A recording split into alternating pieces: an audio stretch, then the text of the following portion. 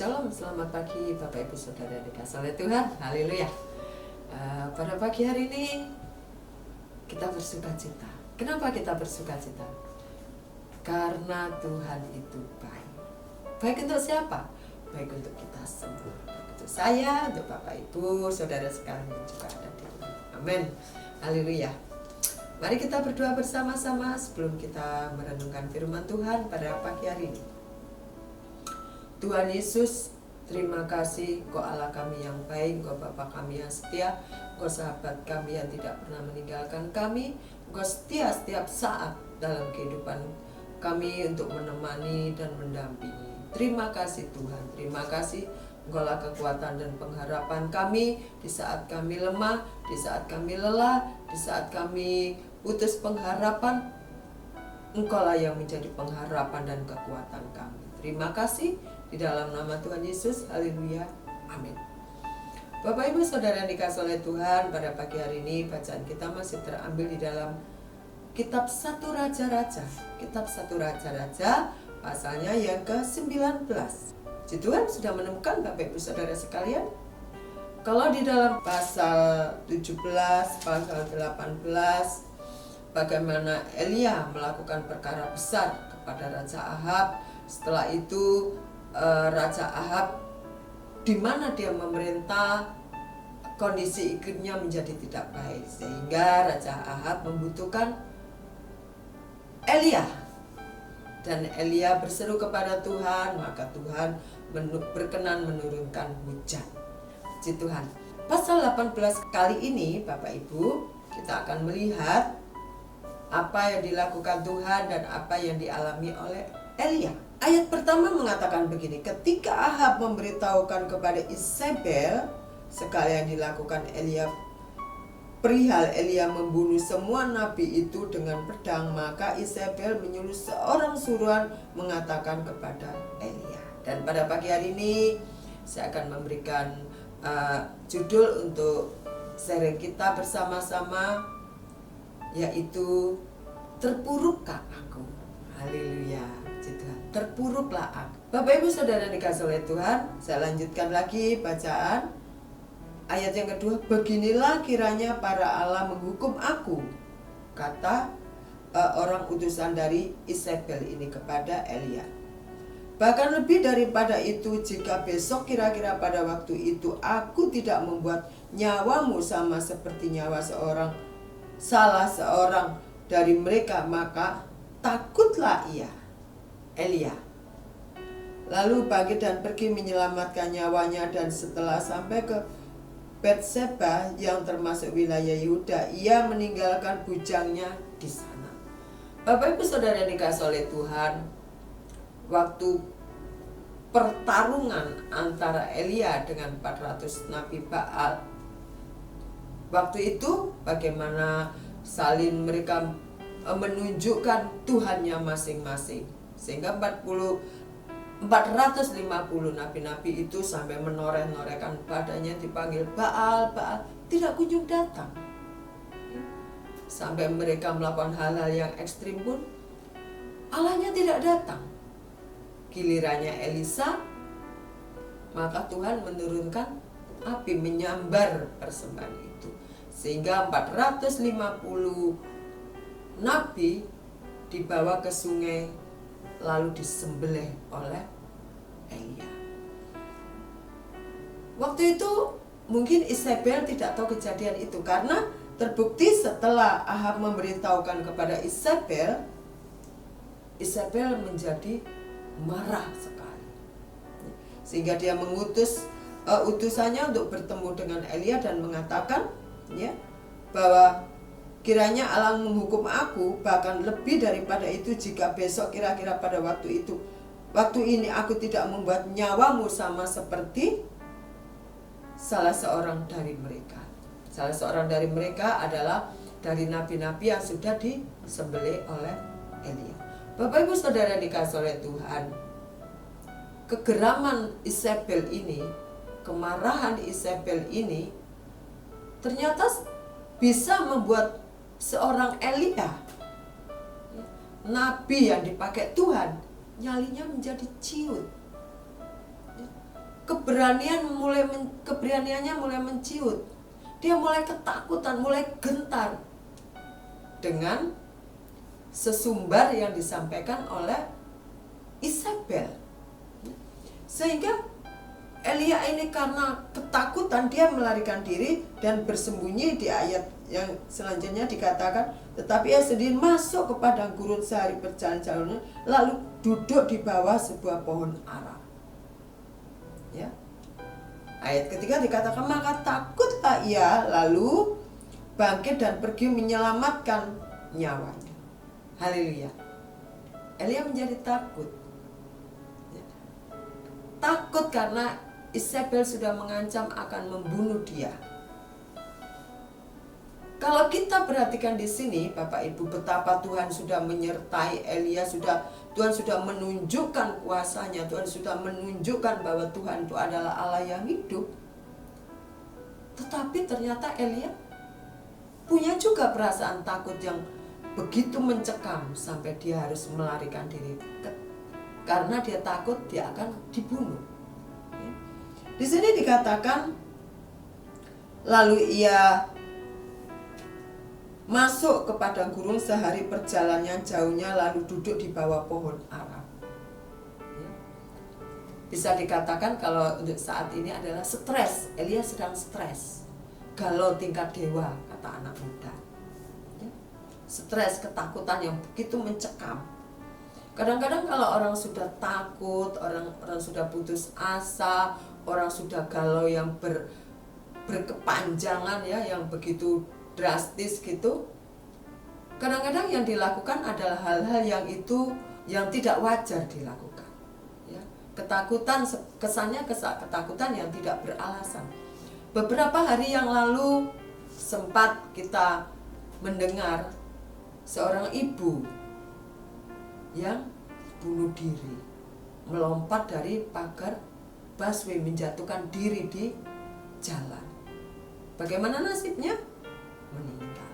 Usut punya usut. Kenapa? Karena dia kehidupannya sehari-hari tidak tercukupi. Putranya memberi kebutuhannya. Ada 3 atau berapa putra-putrinya, tetapi itu tidak cukup untuk kebutuhan sehari-hari. Maka dia putus asa. Jalan yang diambil adalah jalan pintas untuk menyelesaikan masalah itu. Mengakhiri hidupnya dengan melompat dari pagar busway, bunuh diri. Bapak Ibu Saudara yang dikasih oleh Tuhan, ya, itu contoh yang tidak baik. Kalau kita punya masalah, punya beban seberat apapun, kita datang kepada Tuhan, kita berdoa, kita mohon Tuhan memberikan jalan keluar, Tuhan menolong kita sehingga kita masih bisa melakukan aktivitas sebagaimana layaknya, dan kita serahkan seluruh beban hidup kita kepada Tuhan. Amin Bapak Ibu ya. Haleluya.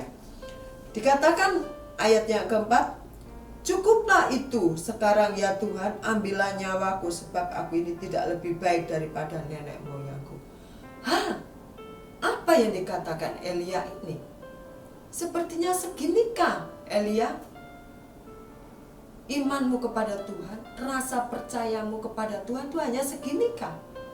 Dengan mengatakan, ya Tuhan, sudahlah, ya, ambil saja nyawaku ini karena aku tidak lebih baik dari nenek moyangku.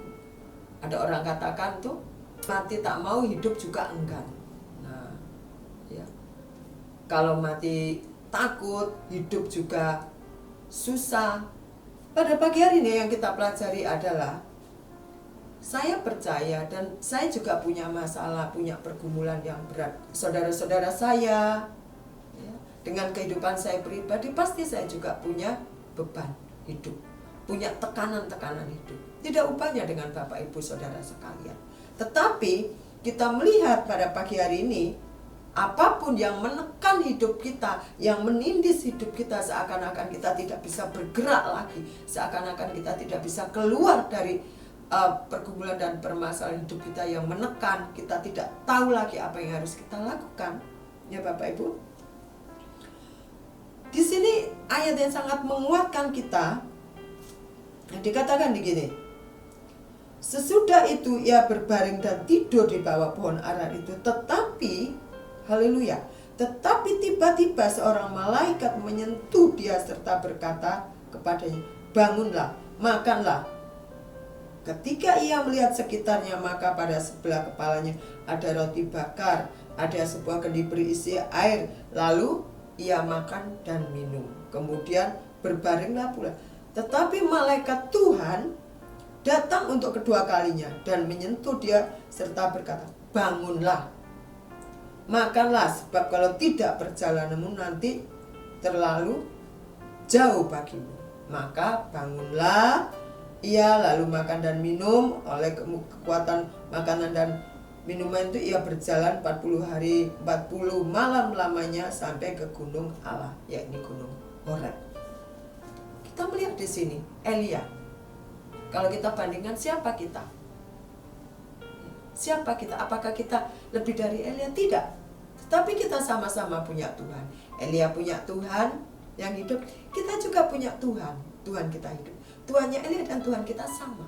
Kalau Tuhan pernah melakukan perkara besar, kalau Tuhan sudah pernah mengangkat Elia dari keterpurukan, mengangkat Elia dari stres yang begitu menekan hidupnya, apakah Tuhan tidak menolong kita?